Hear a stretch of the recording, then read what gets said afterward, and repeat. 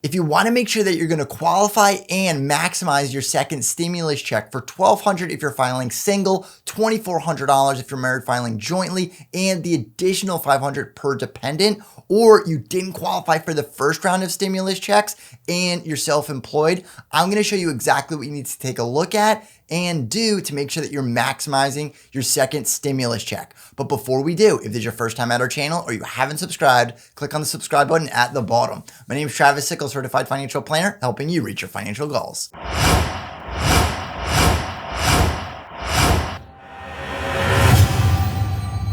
Now, as it stands right now, the second stimulus check has not been signed into law for the $1,200, the $2,400, or the additional $500 per dependent. But the good news is that it's still being talked about by both Republicans and Democrats. Now, the last stimulus check was not in the Senate Republican stimulus proposal, the skinny bill, but it was in the Problem Solvers Caucus proposal, which was a bipartisan proposal by the Problem Solvers Caucus, which made up 25 Democrats and 25 Republicans to come to an agreement on a $1.5 trillion next stimulus package. And this is proposing $280 billion towards stimulus checks, or $1,200 for a single filer, or $2,400 for married filing jointly, and the additional $500 with all dependents, including adult dependents. Now, the Democrats are holding out for mostly state and local funding and also additional unemployment, but it is unclear if the Democrats would hold out for the next stimulus check. But the Problem Solvers Caucus had the additional $280 billion for that additional stimulus check.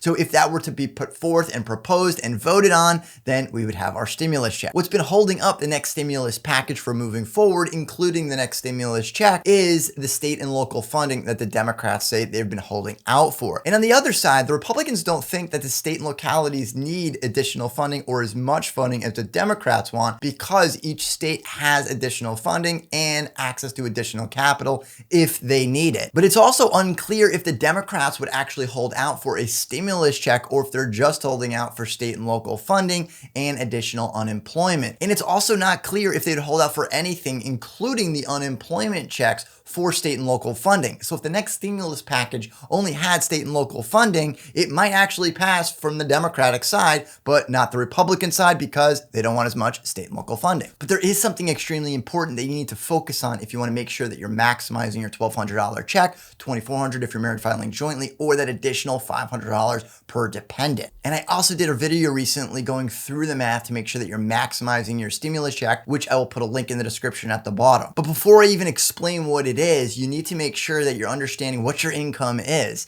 because a lot of people will do this mental math and they'll look at the tax brackets and they'll immediately assume that is what their income is, even though they're not looking at all of their deductions before they get to their adjusted gross income. Because you need to also account for two things. Number one being the standard deduction, but number two, what are your other deductions that you can use to lower your adjusted gross income? Because that's really important to understand in your second stimulus check, what it's actually based on. It's not your net profit, it's your adjusted gross income. Now, let me say that again, because this is really important if you want to maximize your second stimulus check of $1,200, $2,400 if you're married filing jointly, or that additional $500, because this is something that you can actually do to make sure you're getting your second stimulus check. You don't have to just sit there and wait whether or not they pass it, because if they pass it after the deadline, then you cannot go back and make these adjustments to qualify and maximize your second stimulus check. So the two things that you want to take a look at is your standard deduction. So make sure that you're reducing your income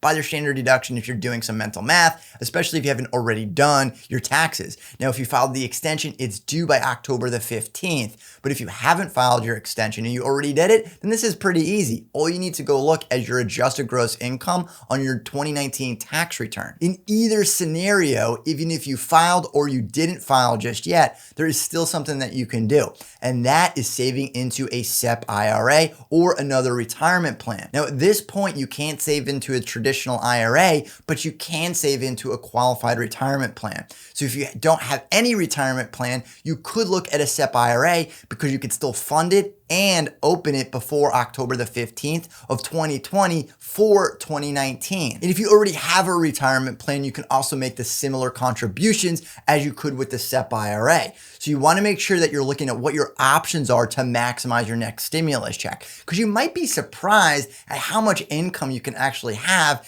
and still get the maximum amount and get your income as far down as possible just by making a few changes. And what I realized after talking to a lot of people, that when they're looking at their income and they're looking at how much they can put into a retirement plan, they're immediately assuming that the only money that they can put into that retirement plan was an actual dollar that came in from that taxable year. Now, while it has to be earned income, if you have money that's been sitting in the bank for the last 5, 10, 15 years for whatever time frame, you can still use that money and calculate it based on your earned income, even if you've spent all of that actual money. So when you're actually filing where the money goes, it doesn't necessarily need to be that exact actual dollar that you earned. It just has to be calculated at the end of the year. So let me say that another way. If January 1st you woke up and you earned $100,000 for 2019, but you had nothing left attributed to 2019 because you spent it all, you gave it all away,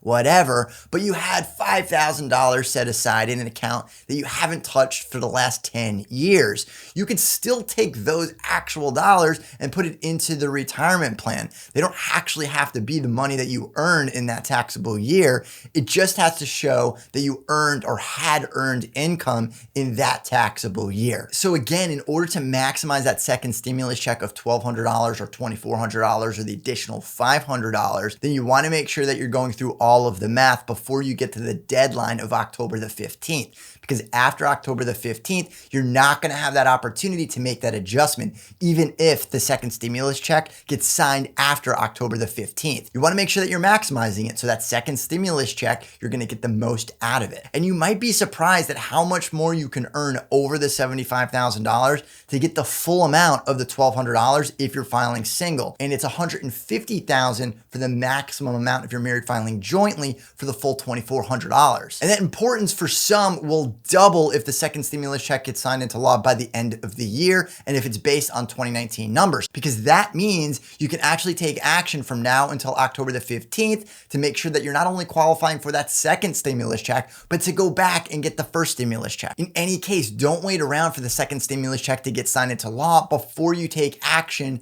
to reduce your taxes and save into a retirement plan, or look for other opportunities to reduce your adjusted gross income to maximize that second stimulus check. Because while I talked about one way to reduce your adjusted gross income, there are a ton of other ways that you can reduce your adjusted gross income still for 2019 by making some small adjustments. And if you want to figure out how to maximize your second stimulus check by saving into the SEP IRA, just go ahead and click on the link in the description at the bottom for my previous videos on how to maximize your savings into the SEP IRA and figure out that calculation. And of course, if you've enjoyed this video, be sure to subscribe and leave your comments down at the bottom.